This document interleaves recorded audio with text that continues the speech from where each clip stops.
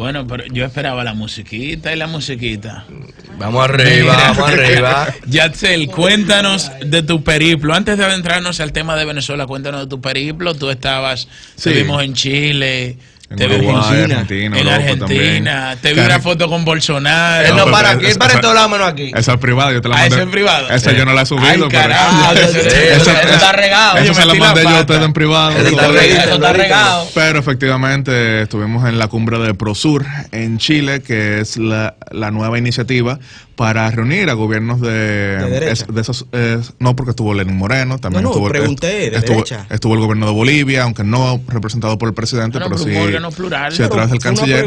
El tema es que tras el colapso de UNASUR, que fue la iniciativa que lideró en su momento Hugo Chávez, entonces ahora se ha querido crear un nuevo organismo post-ideológico, y precisamente por eso vimos que Ecuador, que era donde estaba la sede de UNASUR, decidió retirar el edificio que servía para entonces dedicarlo a una universidad y ahora funcionará lo que será Prosur, o por lo menos el intento, porque habrá que ver si verdaderamente avanza. América Latina ha tenido varias instancias en las que se ha querido fomentar la integración, pero hasta ahora no han funcionado de la misma manera que se ve en Europa. Así que uno esperaría que sí avance, pero lo cierto es que vimos el colapso de CELAC, que República Dominicana recientemente había tenido la presencia pro tempore, y para entregarla tuvimos que incluso pagarle a otros países para que se la llevaran, y también estuvo en su momento todo lo que era UNASUR, pero también tenemos el Grupo de Lima, que no funciona de la misma manera, pero tiene una misión que quizás ya una vez se cumpla, no necesariamente va a seguir existiendo.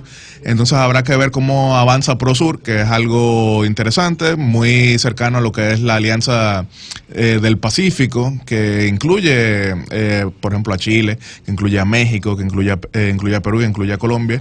Y allá pude conversar y compartir con el presidente de Colombia, Iván Duque, pude conversar con el presidente de Chile, Sebastián Piñera, quien hemos tenido en esta emisora anteriormente. También estuve, desde luego, con el presidente Jair Bolsonaro de Brasil, que fue una experiencia que quizá en algún momento puedo escribir hasta un libro en ese sentido. Bárbaro. Y en eso estuve también, participé en Argentina en actividades con el presidente Macri.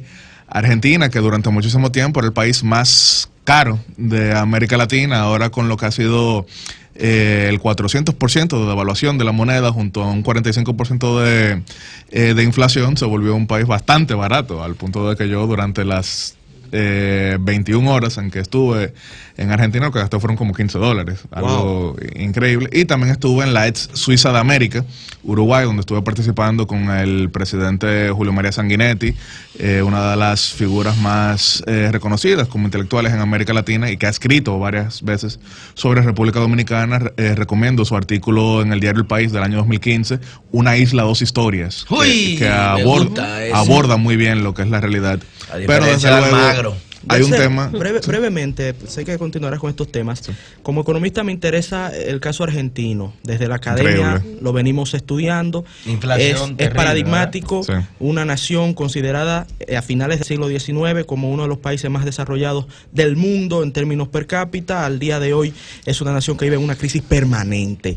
¿Cómo tú lo pudiste palpar? O sea, tuviste la oportunidad de estar allá, nos comentaste ya brevemente el tema de la devaluación feroz que está viviendo y la constricción del Producto Bruto Interno también lo están sintiendo, pero me gustaría saber cómo lo percibiste tú particularmente. La gente está muy consciente de la crisis, eso es algo que llama la atención.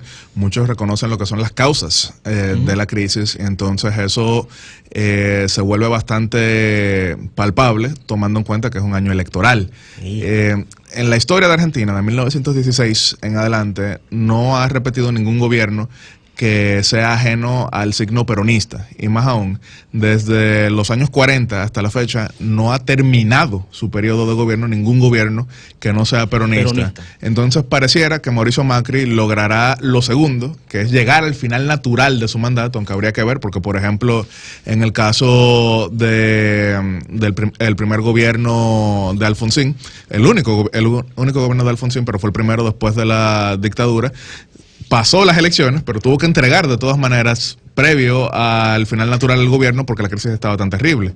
Pero lograr una reelección en esta situación va a ser muy difícil. Incluso hay un índice bien interesante de la Universidad de Oxford que trata de encontrar la correlación entre inflación y cambios de gobierno, y generalmente se encuentra que en el 87% de los casos, gobiernos que tenían inflación por encima del 7% eran gobiernos que habían tenido que entregar más adelante.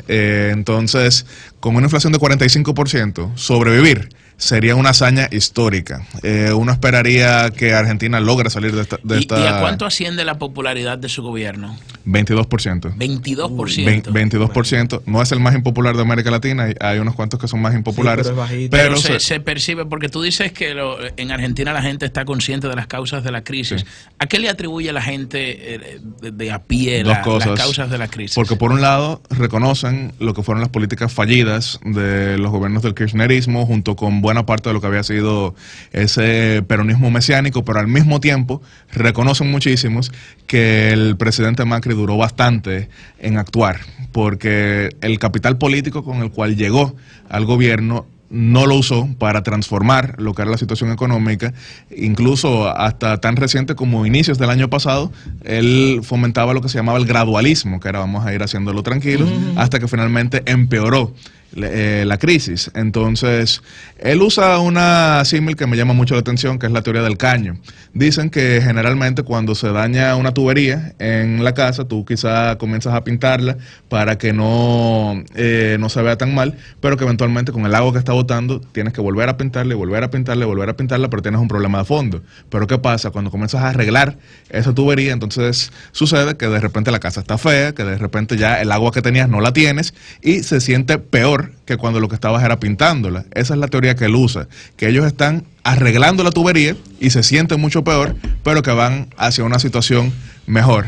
Pero desde luego, cuando estamos hablando de devaluación de 400% e inflación de 45% y de crecimiento de la economía, como bien mencionó Ernesto, de casi 2%, wow. Es una situación bastante difícil. Por ejemplo, y yo quiero decir esto, porque literalmente están nadando contra la corriente. Sí. Literalmente. Generalmente en República Dominicana hay quienes quieren trivializar el crecimiento económico, el control de la inflación y todo tipo de situaciones de evaluación y todo lo que se relaciona con eso, pero cuando uno ve entonces a gobernantes que quizás no se están autoaplaudiendo como pasa en otros lugares, pero que están mencionando todo lo contrario, uno aprecia un poquito más lo que sucede en algunos países más estables. Eso no quiere decir que está todo bien en los otros países como Chile, como República Dominicana, como Panamá, que somos países que sí crecemos por distintas razones, pero la alternativa a eso, que es lo que están viendo otras naciones, es mucho peor. Eso es muchísimo peor. Y hablando de la alternativa a eso, o sea, de pasar del crecimiento económico de República Dominicana, vayamos al caos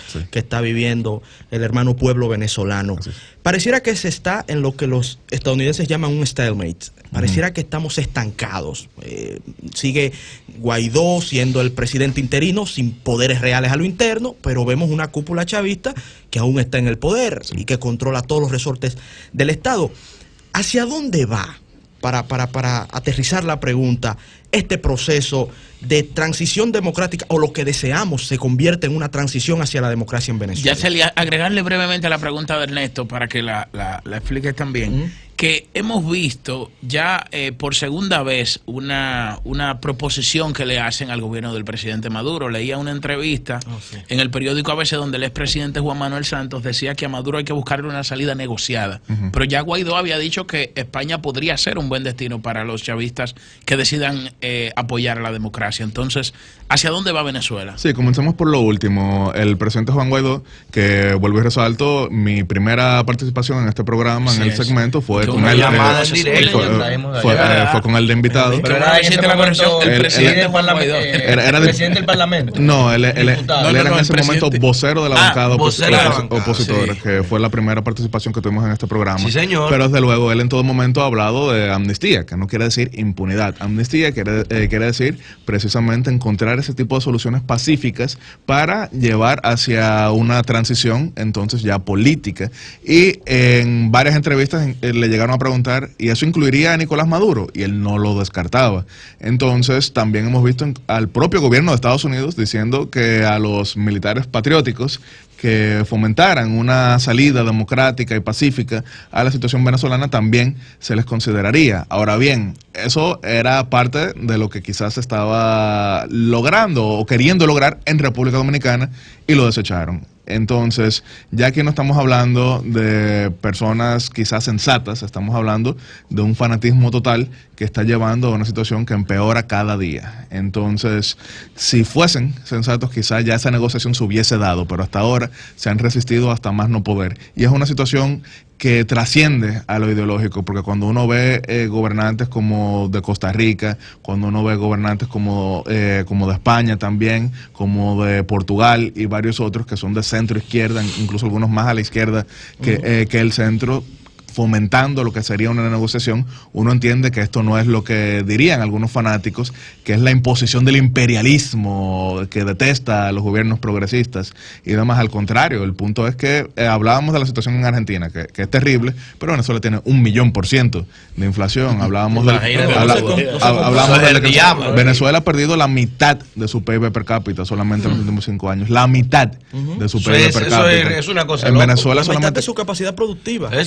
En Venezuela quedan solamente 2.000 empresas de más de 10.000 que existían hace tan solo 3 años. Venezuela tiene un éxodo de 5 millones de personas. Tiene que transitar hacia el libre mercado, obligatoriamente. Que bueno, también hubo en un momento quienes creían que quizá la salida posible para la crisis humanitaria era que Maduro girara hacia una situación ya, digamos, más liberal en lo económico, porque, por ejemplo, si estuviésemos en este programa El Sol de los Sábados 1975, quizás estaríamos hablando del desastre que es China, pero si después teníamos ese mismo programa en 1990, estaríamos aplaudiendo de lo que fueron las reformas impulsadas por Deng Xiaoping. Entonces, los chinos lo entendieron, pero el PSUV en Venezuela no lo ha entendido. Ahora, hay una situación con República Dominicana que es bastante, bastante complicada. Sí, los dominicanos nos gusta bailar. Entonces nos metemos en toda la vaina estamos metidos.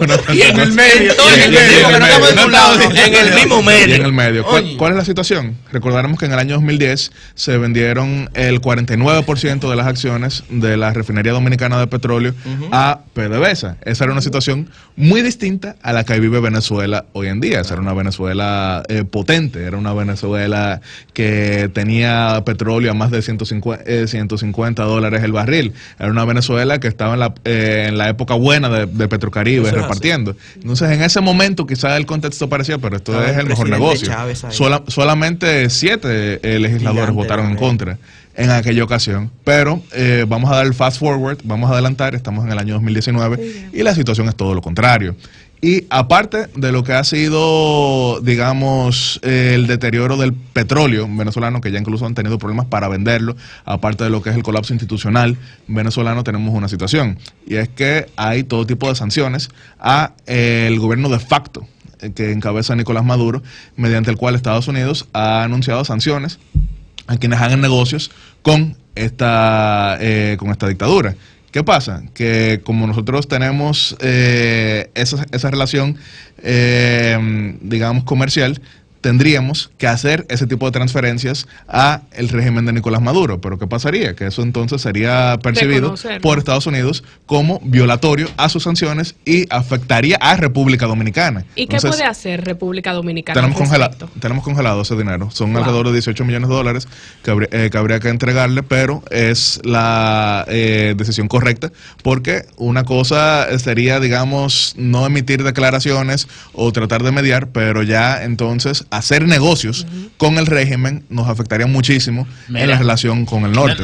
Se nos ha acabado el tiempo, realmente queríamos hablar. No, pero espérate, tú le dices la carta que le envió López Obrador al rey de España. Mira, coincidí el apellido López es español. Y coincidí con el rey de España también, que nos aclares un poco de qué está pasando con el Brexit. Teresa May, la primera ministra, perdió nuevamente las votaciones del acuerdo. Sí, ya para el próximo sábado quisiera quisiera expandir bastante sobre el tema del Brexit, que no es algo solamente de cultura para República Dominicana. Nosotros le exportamos $400 millones a Reino Unido, mayormente en 10 productos, del cual sobresale el banano, pero esos $400 millones son a través del Economic Partnership Agreement, que es el acuerdo que tenemos a través de Cariforo con la Unión Europea. Entonces, si sale Reino Unido de dicha unión, pero sin acuerdo, se ponen en juego esos $400 millones que le exportamos a Reino Unido, que es el principal destino en Europa. El doctor Jiménez, que sabe mucho de EPA. Bueno, gracias. Saludos para él. Un fuerte abrazo al doctor Domingo Jiménez. Señores, hemos culminado por el día de hoy. ¡Cambio fuera! El sol de los